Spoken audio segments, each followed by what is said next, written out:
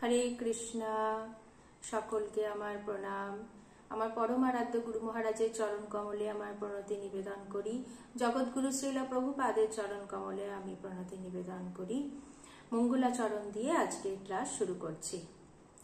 ওম অজ্ঞান তিমিরান্ধস্য জ্ঞানাঞ্জন শলাকয়া চক্ষুরুন্মিলিতং যেন তস্मै শ্রী গুরবে নমঃ।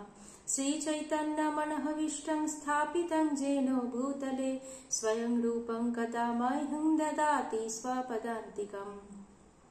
नमो विष्णुपादाय कृष्णपृष्ठाय भूतले श्रीमते भक्तिवेदान्तो स्वामिनीति नामिने। नमस्ते सरस्वती देवे गौरवाणी प्रचारिणे निर्विशेष शून्यवादी पाश्चात्य देशतारिणे। वाञ्छाकल्पतरुर्भश्च कृपा सिन्धुभ्य एव च पतितानां पावनेभ्यो वैष्णवेभ्यो नमो नमः। जय श्री कृष्ण चैतन्य प्रभु नित्यानंद श्री अद्वैत गदाधर श्रीवासादि गौर भक्त वृंद। हरे कृष्ण कृष्ण कृष्ण हरे हरे हरे राम राम राम हरे हरे। मूकं करोति वाचालं पङ्गुं लङ्घयते गिरिं यत्कृपातमहं वन्दे श्रीगुरुं दीनतारिणम्। परमानंद माधवम श्री चैतन्य ईश्वरम। हरि ओम तत्सत। हरे कृष्ण। আগের ক্লাসে আমরা শ্রীমদ্ ভগবত গীতা যথাযথ 1 নম্বর অধ্যায়ের 1 নম্বর শ্লোক আলোচনা করেছিলাম। কি আলোচনা করেছিলাম আগের শ্লোকে আমরা দেখেছিলাম ধৃতরাষ্ট্র সঞ্জয়ের কাছে একটি প্রশ্ন করেছিলেন যে কুরুক্ষেত্রের যুদ্ধে পাণ্ডবেরা এবং আমার পুত্রেরা, পাণ্ডুর পুত্র এবং আমার পুত্রেরা সমবেত হয়ে কি করল। 2 নম্বর শ্লোকে আমরা দেখব সঞ্জয় সেই প্রশ্নের উত্তর দিচ্ছেন। সঞ্জয় কে ছিলেন আমরা আগের শ্লোকে জেনেছিলাম। সঞ্জয় ছিলেন ধৃতরাষ্ট্রের সচিব, আর তার আরেকটি মহান পরিচয় ছিল তিনি ব্যাসদেবের শিষ্য এবং ব্যাসদেবের কৃপায় তিনি দিব্যচক্ষু বর প্রাপ্ত হয়েছিলেন, যেটাতে ঘরে বসেই তিনি ধৃতরাষ্ট্রকে যুদ্ধক্ষেত্রে কি হচ্ছে সেই সম্পর্কে উনি বলে দিতে পারছিলেন দিব্য দৃষ্টির মাধ্যমে। তো আজকে আমরা 2 নম্বর শ্লোকটি প্রথমে পাঠ করব।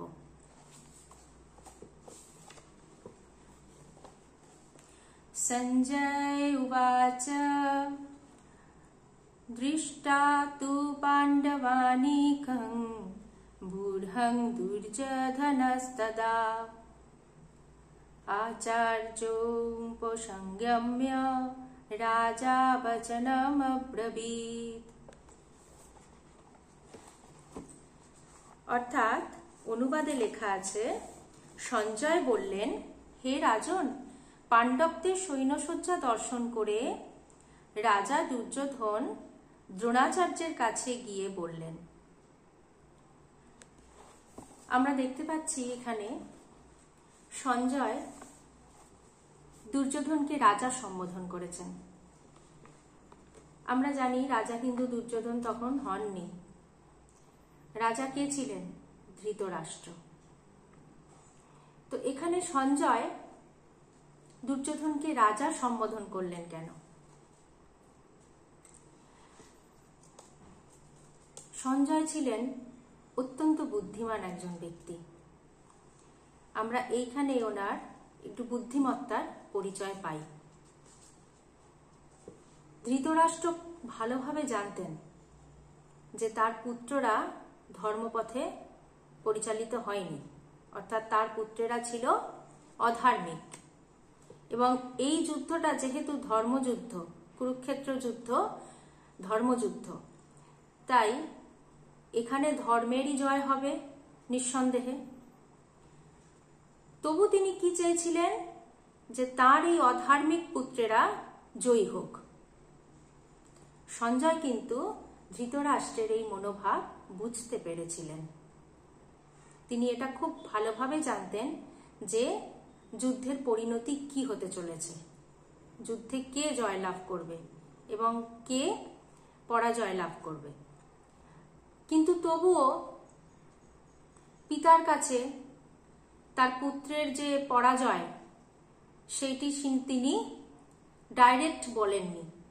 এখানেই ওনার বুদ্ধিমত্তার পরিচয়।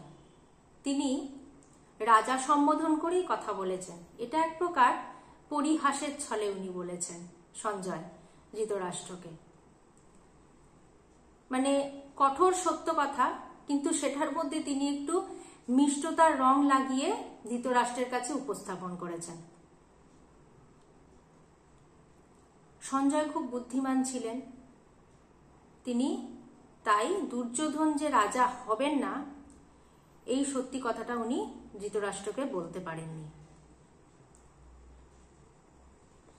আমরা গীতাতে পরবর্তীকালে অধ্যয়ন করতে করতে 17 নম্বর অধ্যায়ের 15 নম্বর শ্লোকে আমরা দেখতে পাবো, সেখানে ভগবান বলেছেন, কি বলেছেন? ভগবান বলেছেন, অনুদ্বেগ করং বাক্যং সত্যং প্রিয় হিতং চজত। অর্থাৎ সত্য কথা এমন ভাবে বলা উচিত যাতে আপনার সামনের মানুষ কষ্ট না পায়, তিনি যেন দুঃখিত না হন, উত্তেজিত না হন। কঠোর সত্য কথা এইভাবে আমাদের বলা উচিত, যা অন্যকে দুঃখ দেবে না। একটা উদাহরণ দিলে আপনারা হয়তো বুঝতে পারবেন। ধরুন, আমরা কোনো এক ভক্তকে ভগবানের মন্দিরে ফুল দিয়ে সাজানোর দায়িত্ব দেওয়া হয়েছে, অর্থাৎ সেবা দেওয়া হয়েছে। তিনি হয়তো অতটা পারেন না, কিন্তু তিনি চেষ্টা করেছেন এবং সাজিয়েছেন। হয়তো অতটা সুন্দরও হয়নি, সাজানোটা অতটা ভালো লাগছে না, কিন্তু তাই বলে তাকে এইভাবে বলা উচিত হবে না যে কি তুমি এইভাবে সাজিয়েছো, জানো না এইভাবে সাজাতে নেই, সুন্দর করে আরেকটু সুন্দর করে সাজাতে পারতে, এটা মোটেই ভালো লাগছে না। হ্যাঁ, এরম ভাবে বললে কি হবে? সেই ব্যক্তিটি দুঃখ পাবে। তাকে আমরা এইভাবে বলতে পারি, সত্যি কথাই বলছি, কিন্তু এইভাবে বলতে পারি যে ভালো হয়েছে সাজানো, কিন্তু এই জায়গাটা এইরকম ভাবে যদি ফুলটি দেয়া হতো তাহলে কিন্তু আরো ভালো লাগতো। এর পরের বার থেকে আরেকটুখানি সুন্দর করে করবেন। হ্যাঁ, হয়তো এই মালাটা এই জায়গায় লাগালে বা এই ফুলটা এই দিকে লাগালে খুব ভালো দেখতে লাগতো, মন্দিরটা খুব সুন্দর সজ্জিত হতো। তাতে কি হলো? তাতে যিনি সাজিয়েছেন তার মনে কষ্টও হলো না, অথচ তিনি জিনিসটা খুব ভালোভাবে গ্রহণ করলেন। পরবর্তীকালে তিনি সেটা ঠিক করে আবার সাজাবেন, তাতে তাকে কষ্ট দেওয়া হলো না। তো এই শিক্ষাই ভগবান কিন্তু আমাদের দেন, এবং এখানে সঞ্জয়ের এই বুদ্ধিমত্তার মাধ্যমে আমরা এই শিক্ষা পাই। সঞ্জয় এত বুদ্ধিমান ছিলেন, তিনি সুন্দর কথা, সত্যি কথা সুন্দরভাবে উপস্থাপন করেছেন, যাতে ধৃতরাষ্ট্র কষ্ট না পান।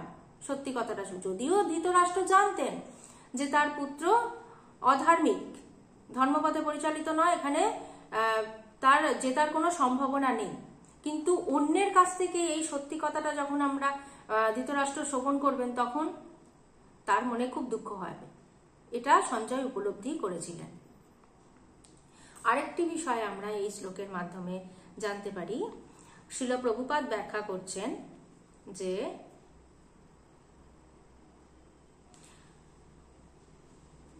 দুর্যোধন পাণ্ডবদের মহৎ সৈন্যসজ্জা দর্শন করে তার বিবরণ দিতে তৎক্ষণাৎ সেনাপতি দ্রোণাচার্যের কাছে উপস্থিত হলেন। দুর্যোধনকে যদিও রাজা বলা হয়েছে, তবুও সেই সংকটময় অবস্থায় তাকে তার সেনাপতির কাছে উপস্থিত হতে দেখা যাচ্ছে। এর থেকে আমরা বুঝতে পারি চতুর রাজনীতিবিদ হওয়ার সমস্ত গুণগুলি দুর্যোধনের মধ্যে বর্তমান ছিল, কিন্তু পাণ্ডবদের মহতী সৈন্যসজ্জা দেখে দুর্যোধনের মনে যে ভয়ের সঞ্চার হয়েছিল তা তিনি তার চতুরতার আবরণে ঢেকে রাখতে পারেননি। পাণ্ডবদের প্রচুর সৈন্যসজ্জা, কিন্তু তার থেকেও বেশি সৈন্য ছিল এই কৌরবদের, সেটাও আমরা জানি। কিন্তু দুর্যোধন খুব ভালোভাবে জানতেন যে পাণ্ডবরা যেহেতু ধার্মিক, এবং পাণ্ডবদের দিকেও কিন্তু অনেক মহারথীরা ছিলেন। অতএব তাদের যে সৈন্য সজ্জা সেটা দেখে কিন্তু দুর্যোধনের মনে একটু ভয়ের সঞ্চার হয়েছিল। তাই তিনি কার কাছে গেলেন? দ্রোণাচার্যের কাছে, অস্ত্রগুরু দ্রোণাচার্যের কাছে। দুর্যোধন কুটিল রাজনীতিবিদ ছিলেন, কিন্তু তা সত্ত্বেও তিনি তার এই ভয়টা চতুরতার সঙ্গে ঢাকতে পারেননি, আবরণে সেটা প্রকাশ পেয়েই গেছে। তাই তিনি দ্রোণাচার্যের কাছে গিয়ে উপস্থিত হলেন। আজকে আমরা দ্বিতীয় শ্লোকের মাধ্যমে এটুকু জানলাম।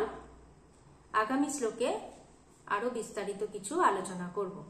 হরে কৃষ্ণা, প্রণাম।